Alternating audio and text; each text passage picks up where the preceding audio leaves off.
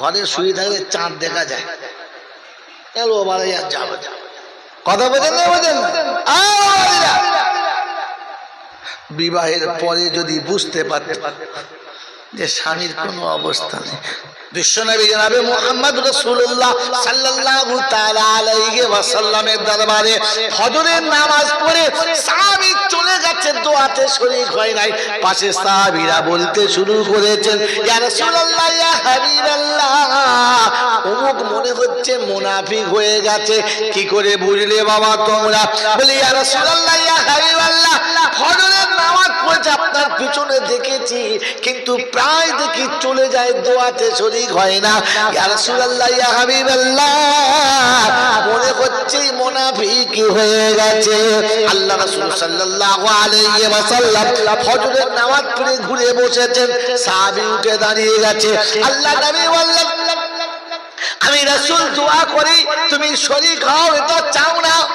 সাহাবী করুণ স্বরে বললেন, ইয়া রাসূলুল্লাহ, ইয়া হাবিবাল্লাহ, আমার আব্বা মা আপনার পায়ে কুরবান যাক, আমার ইচ্ছা তো যায় দোয়া করে তবে যাব, কিন্তু একটা অসুবিধা আছে। আমরা কি বলতাম, তুমি জানো আমাদের বাড়ির কি অবস্থা? কথা বলছেন, আপনি তো মসজিদে বসে ইমামতি করছেন, ডিম সেদ্ধ খাচ্ছেন আর চিৎপাত হয়ে ঘুমোচ্ছেন, বাস। সাহাবী ওরকম বেয়াদব ছিলেন না, বললেন, ইয়া রাসূলুল্লাহ, ইয়া হাবিবাল্লাহ, একটু অসুবিধা আছে। আল্লাহর পাক নবী সাল্লাল্লাহু আলাইহি ওয়াসাল্লাম বললেন, বাবা আমার সামনে বলা যায় না?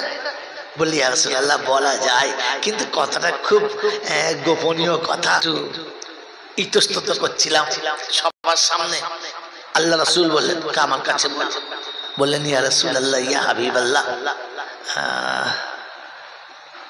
ফজরের নামাজ পড়ে চলে এজন্যই যাই, আমি যখন আসি নামাজ পড়তে, স্বামী স্ত্রীর সংসার আমাদের মেম্বার দুটো, কিন্তু পরনের কাপড় একটা, ওই কাপড়টা পরে আমি নামাজ পড়তে আসি, আর মনে মনে করি ওয়াক্ত চলে যাওয়ার আগে যদি না পৌঁছাই তাহলে বিবির নামাজটা কাজা হয়ে যাবে, তাই ছুটে গিয়ে কাপড়টা দিয়ে দিই, আমি আড়ালে বসে বিবি নামাজ পড়ে নেয়।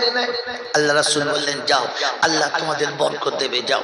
চলে গেলেন, বিবিকে কাপড়টা দিলেন, নামাজ পড়লেন, নামাজ পড়ে বিবি গেলেন, সালাম দিলেন, কিন্তু মুখে হাসি নেই।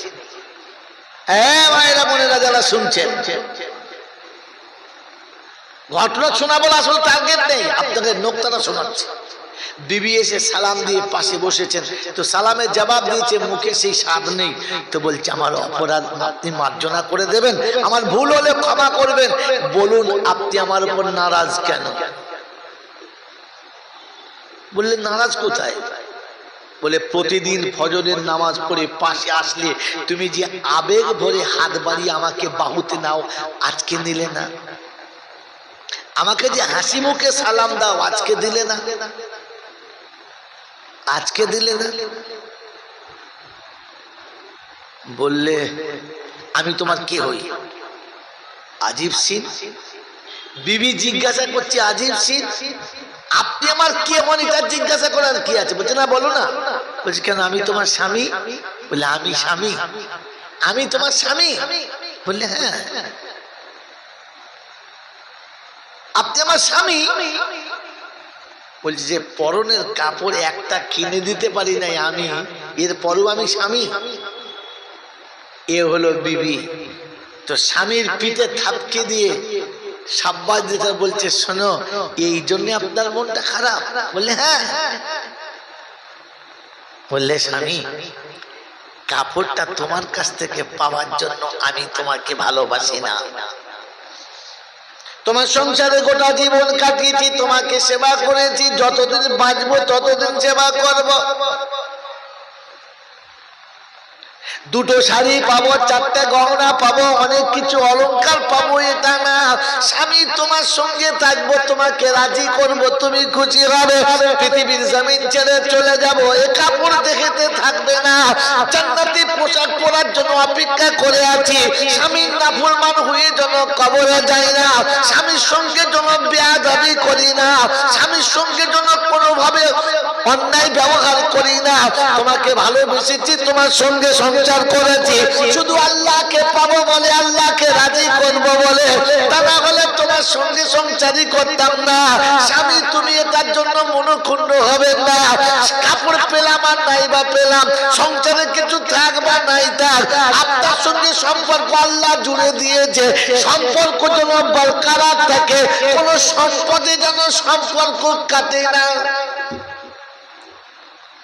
আমাদের বউরা হলে কি বলতো, মরণ নয় বের করতে গেলে বিষ খেতে পারো না, এমন এমন ফতোয়া দেবে যে বিছানায় মরে গেলেও বুঝতে পারবে। মেরে মহত্তম দোস্তর বুজুর্গ আল্লাহওয়ালা ভাইরা জ্ঞানীজনরা সুধী মানুষ, কারণ বিবি জানে সবকিছু দেওয়ার মালিককে, জয় বলে ওই জন্য স্বামীর কাছে অভিযোগ নাই, আমাকে ভালো শাড়ি দাও, ভালো চুড়ি দাও, ভালো কিছু দাও।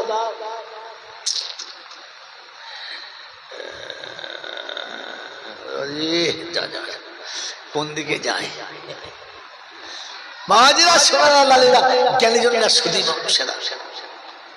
এই জন্য আপনাকে শুনিয়ে রাখছি যে আমি আল্লাহ চিনি, আল্লাহ চিনি, আর সবকিছুর মালিক আল্লাহ। যেটা আমরা বলি ওটা সত্যিকারের বলি না শুধু মুখে বলি? मेरे मोहतरम दोस्तों और बुजुर्ग अल्लाह वाला Incoming voice call from Amar Bakar Bat Johor 995.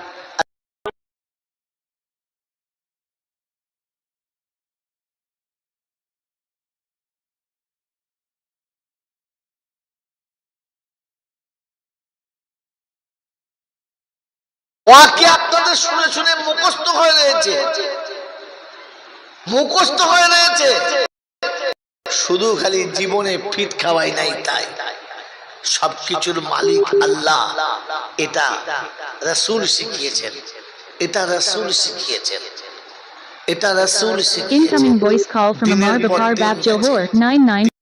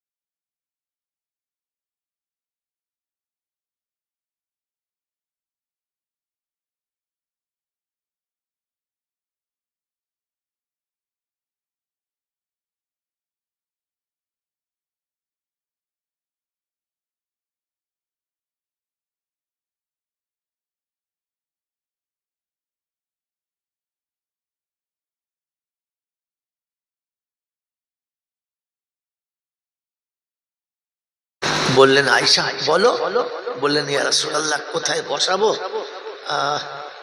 কোথায় যে আপনাকে বসাই, ঘরের ভিতরে সেরকম জায়গা নেই, প্রদীপ জ্বালার মতো সেরকম ব্যবস্থা নেই, এখানে বসাবো।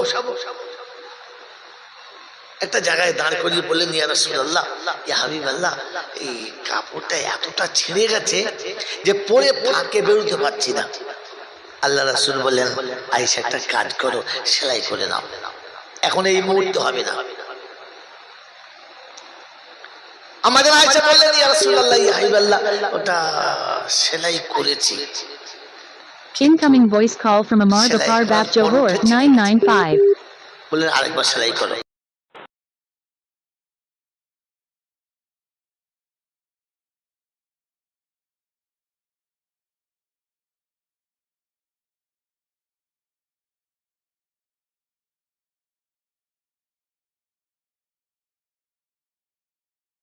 আর একটা বার চেষ্টা করো, আমি দেখছি। আমাদের আয়েশা শোনাচ্ছেন, আমি সুর করে বলে অনেক টাইম খেয়ে নেবে, তাই শর্টে শুনে দিচ্ছি। আমাদের বললেন ইয়া রাসূলুল্লাহ ইয়া হাবিবাল্লাহ পরনের কাপড় একটা, এটাকে যদি ফের সেলাই করতে হয় তাহলে একটু গোপন জায়গায় আড়াল জায়গাতে গিয়ে দেহ থেকে কাপড়টা নামিয়ে সেলাই করতে হবে। বললে হ্যাঁ। বলে ইয়া রাসূলুল্লাহ তাহলে ওই গোপন জায়গাতে যদি কাপড়টা সেলাই করে একটু প্রদীপ জ্বালতে হবে, কিন্তু প্রদীপটা জ্বালার মতো কোনো তেল আমার কাছে নাই। আল্লাহ রাসূল একটু চমকে গেলেন, বললেন আয়েশা রাতে বাতি জ্বালো না?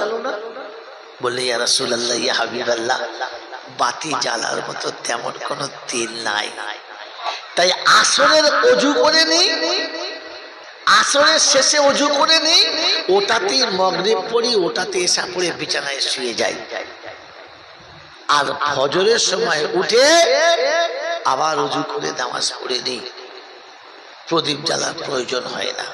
আল্লাহর পাক নবী সাল্লাল্লাহু তাআলা আলাইহি ওয়াসাল্লাম বললেন আয়েশা এতটা কষ্টে কোনোদিন অভিযোগ করলে না? বললেন না।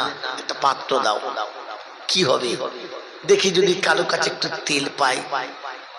আল্লাহ রাসূল পাত্র নিয়ে তেলের জন্য মদিনার গলিতে নামবেন, আম্মা জান আয়েশা হাতটা ধরে বললেন ইয়া রাসূলুল্লাহ ইয়া হাবিবাল্লাহ আমি একজন নারী, আর আমার জন্য আপনি তেল চাইতে যাবেন, কে দেবে আর কে দেবে না, হয়তো কেউ দুটো কথা বলে ফেলবে, আপনি আমার জন্য কারো কাছে লাঞ্ছিত হন, এটা আমি আয়েশা পছন্দ করি না।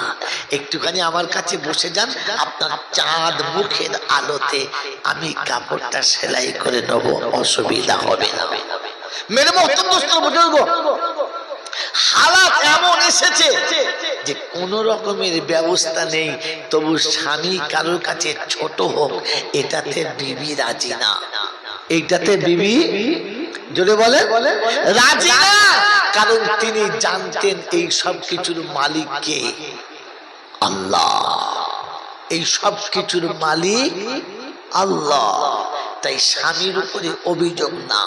মেরে মোহতরম দোস্ত বুজুর্গ, আল্লাহওয়ালা ভাইরা, আজকে সেই নবী দিবসের মাস, আর আমি আপনি সারা জীবন শুধু খালি নবী দিবসই করে গেলাম, কিন্তু আমার জীবনে নবী দিবস এলো কিনা এইটা একবারও দেখলাম না। 64 বছরের জীবনে শোনাতে বলছিলেন, 64 বছরের জীবনে শুনতে গেলে আপনারা তো কমপক্ষে 64 দিন লাগাতে হবে। আপনি তো 64 দিন দূরের কথা 64 ঘন্টাও বসতে পারবেন না। কি বসা সম্ভব? তাহলে আমাকে 1 ঘন্টার মধ্যে 64 বছরের ঘটনা বলা এটা সম্ভব? কিন্তু দুর্ভাগ্য, আমাদের দেশে যা নবী দিবস চলে তার নবীর জীবনী চলে না, নবীর জীবনীর বাইরের গল্প চলে। আর রাগ করেন না, একটা কথা বলে রাখি, কথা বোঝার চেষ্টা করুন। মেরে মোহতরম দোস্তর বুজুর্গ, আল্লাহওয়ালা ভাইরা, জ্ঞানীজনরা সুধী মানুষেরা, আল্লাহর নবী 40 বছর পরে নবী হয়েছেন না তার আগে নবী হয়েছেন? জোরে বলে 40 বছর পরে। আর নবী দিবসে যা কিছু ঘটনা চলে ওটা 40 বছরের পরের ঘটনা না আগের ঘটনা? বলেন বলেন। যা চলে সারা জীবন নবী দিবসে, সেটা নবী জীবনের পূর্বে না পরে? যদি বলে নবী জীবনের পূর্বের ঘটনা, যেটা আপনার নিলেও ভালো, না নিলেও ভালো, জানা ভালো, শুনে রাখা ভালো, তাতে আপনার জাজবাত বাড়বে, বাড়বে, আপনার এনার্জি বাড়বে, কিন্তু নিতে হবে নবুয়তের পরের জীবনী। কথা মনে থাকবে ইনশাআল্লাহ, কথা মনে থাকবে ইনশাআল্লাহ। মেরে মোহতম দোস্তর বুজুর্গ আল্লাহওয়ালা ভাইরা, সারা জীবন নবী দিবস শুনছি, আর তাতে নবীর নবুয়তের পূর্বের ওয়াকিয়া চলছে। মেরে মোহতম দোস্তর বুজুর্গ আল্লাহওয়ালা ভাইরা, নবুয়ত আসার পরে কি হয়েছে? নবী যখন নবী ছিলেন না, মক্কার মানুষের সাথে নবীর কোনো দুশ্মনী ছিল না। নবী যখন নবী ছিলেন না, তখন পৃথিবীর কোন মানুষ নবীর দিকে আঙুল তুলতেন না, বরং সবাই নবীকে আদর করে বুকে নিতেন, সবাই নবীকে ভালোবাসতেন, শ্রদ্ধা করতেন, সম্মান দিতেন। যেদিন তিনি তার নবুয়তের বহিঃপ্রকাশ করলেন, সেদিন নবুয়তের যারা নবীর যারা বন্ধু ছিল, সব বন্ধুগুলো বিগড়ে গেল। কথা এখান থেকে শোনেন মেরে মোহতম দোস্তর বুজুর্গ আল্লাহওয়ালা ভাইরা, যে মক্কাতে আল্লাহর নবীকে মানুষ আঙুল তুলে দেখাতো যে যদি দেখতে চাস তো আব্দুল্লাহর বেটা মুহাম্মদকে দেখ, এ দেখ, এ হলো ছেলে, এ হলো একজন মানুষ, যারা যে আমাদের গর্বের পাত্র, সবাই বলতো।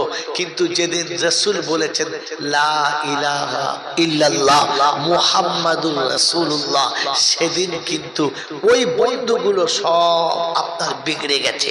মেরে মোহতম দোস্তর বুজুর্গ আল্লাহওয়ালা ভাইরা, অতএব নবুয়ত সাথে নিতে গেলে, নবুয়ত সাথে বন্ধুত্ব বিগড়াবে, নবুয়ত সাথে নিতে গেলে আত্মীয়তা বিগড়াবে, নবুয়ত সাথে নিলে স্বার্থে ঘা পড়বে, নবুয়ত সাথে নিলে পানি পড়বে, নবুয়ত সাথে নিলে আপনাকে লাঞ্ছিত হতে হবে। এটা হলো নবী দিবসের প্রথম সূচনা। মেরে মোহতরম দোস্ত বুজুর্গ, আর আপনার কাজ হলো সমস্ত অন্যায়কারীর অন্যায়কে সহ্য করে নিয়ে, তার প্রতিবাদ না করে, তার বিপক্ষে কিছু শাসন না করে, বরং রবের সঙ্গে সম্পর্ক জুড়ে দেওয়া। পরওয়ারদিগারে আলাম, মাবুদ আমি তো তোর কথাটা এতদূর নিয়ে গেছি, কিন্তু বান্দার হালাত এই, আল্লাহ তুই ওদেরকে সোজা পথে নিয়ে আয়। মেরে মোহতরম দোস্ত বুজুর্গ, আপনি উত্তেজিত হতে পারেন না, আপনি কারো আঙুল তুলতে পারেন না, আপনি প্রতিশোধের জন্য বিকল্প ব্যবস্থা নিতে পারেন না, আপনি হাত তুলতে পারেন। কোরআন وعباد الرحمن الذين يمشون على الأرض حونا وإذا خاطبهم الجاهلون قالوا سلاما الذين يبيتون لربهم سجدا وقياما الذين يقولون ربنا اصرف عنا عذاب جهنم إن عذابها كان غراما। বিশ্ববাসী শুনে রাখো, আমি আল্লাহ যাকে বান্দা বলে স্বীকার করেছি, তার প্রথম নমুনা হলো মাথাটা নিচু হবে, নরম মেজাজে কথা হবে। দুশমন যখন তার উপরে অত্যাচারের বন্যা বহাবে, একটাই কথা শুধু বলবে, একটাই কথা বলবে, সালামা কলু সালামা। রাত যখন গভীর হবে, বিশ্ব যখন ঘুমিয়ে যাবে, বিশ্বের দরবার যখন বন্ধ হবে, রবের দরবারে হাত তুলে কেঁদে বলবে রব্বানা রব্বানা আসরিফ আন্না আযাবা জাহান্নাম ইন্না আযাবাহা কানা গরামা। পরওয়ারদিগারে আলাম, মাওলাই হাকিম গো, হাত তোমার দরবারে তুলেছি, ভাইকে মুসিবতে ফেলবেন না, দেশের মানুষকে বিপদে ফেলবেন না, বিশ্ববাসীকে কোনো কষ্ট দেবেন না। আমি আপনার দরবারে দুটো হাত তুলেছি, আয় আল্লাহ ওদের ভুলগুলোকে আপনি মাফ করে দিন। ওরা সব কথা জানে না, ওদেরকে আমি বুঝাতে পারলাম না, কমই আমার কাছে, আমি আমার কাছে অপরাধ আমি করেছি, ওই অপরাধের জন্য ওদেরকে আপনি দোষী বানাবেন না। কি গো বাবাজি, আপনি নবী দিবসে সারা জীবন আসছেন, এখনো কাউকে ক্ষমা করতে শিখলেন না, কাউকে ক্ষমা করতে শিখলেন না। বিশ্বনবী জনাবি মুহাম্মদুর রাসূলুল্লাহ সাল্লাল্লাহু তাআলা আলাইহি ওয়াসাল্লাম উহুদের প্রান্তরে রক্তাক্ত হয়ে গেলেন, রক্তাক্ত হয়ে গেলেন, দাঁত ভেঙে গেছে, কপাল ফেটে গেছে, এরকম রক্তাক্ত অবস্থায় আল্লাহর নবী সাল্লাল্লাহু আলাইহি ওয়াসাল্লাম উম্মতের জন্য দোয়া করছেন, আল্লাহ তুমি ওদেরকে ক্ষমা করে দাও, ওরা আমাকে চিনতে পারে না, ওরা আমাকে বুঝতে পারে না। আল্লাহর নবী সাল্লাল্লাহু আলাইহি ওয়াসাল্লাম দরবারে ফিরেছে, বেটি জিজ্ঞাসা করছে, আব্বা